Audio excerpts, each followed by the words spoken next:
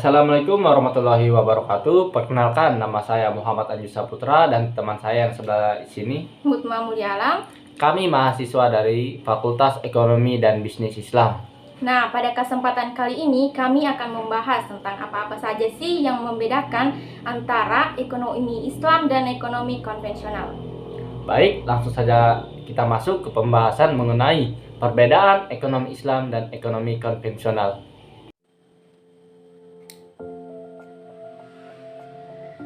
Baik, perbedaan pertama dari segi pengertian. Ekonomi Islam adalah ilmu yang bertujuan untuk melihat, merevisi, mengeksplorasi, dan akhirnya memecahkan masalah yang menguntungkan secara islami berdasarkan pembelajaran agama Islam.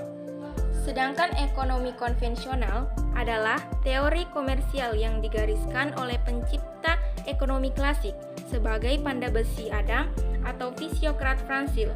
Sistem komersial Yunani perlu dilakukan dengan kebebasan alami atau prosedur yang diwujudkan oleh tokoh-tokoh komersial sebagai ekonomi libertarian klasik. Yang kedua, dari segi sumbernya. Yang pertama, ekonomi Islam. Ekonomi Islam bersumber dari Al-Quran dan hadis, seperti yang dijelaskan dalam Quran Surah Al-Baqarah ayat 198, yang artinya, tidak ada dosa bagimu mencari karunia rezeki hasil perniagaan. Kemudian ekonomi konvensional. Ekonomi konvensional lahir dari pemikiran manusia dengan tujuan mengacu pada hal-hal yang sifatnya positivistik. Selanjutnya yang ketiga, perbedaan prinsip ekonomi Islam dan konvensional. Ada perbedaan yang paling mendasar. Salah satunya perbedaan prinsip. Jika ekonomi konvensional berprinsip pada konsep scarcity, sedangkan ekonomi Islam berprinsip pada goal-oriented discipline. Konsep scarcity adalah konsep yang menekankan pada perilaku manusia dalam menyikapi kelangkaan. Dengan kata lain, konsep ini membebaskan seseorang untuk mengalokasikan sumber daya yang terbatas secara maksimal untuk mencapai tujuan mereka. Sedangkan goal-oriented discipline lebih luas lagi. Di sana, tidak hanya mempelajari cara mengalokasikan sumber daya secara maksimal, tetapi juga mempelajari tujuan-tujuan di dunia dan akhirat. Kemudian yang keempat, pengambilan keuntungan. Ekonomi Islam. Ekonomi Islam mengambil keuntungan dari sistem bagi hasil. Sedangkan ekonomi konvensional pengambilan keuntungannya berdasarkan sistem bunga. Maksudnya, pembagiannya dihitung dari seberapa banyak kita menabung dan seberapa banyak kita meminjam uang.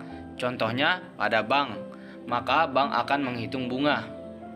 Selanjutnya, perbedaan tujuan kehidupan. Ekonomi Islam untuk kebahagiaan dunia dan akhirat. Sedangkan ekonomi konvensional untuk kepuasan di dunia saja.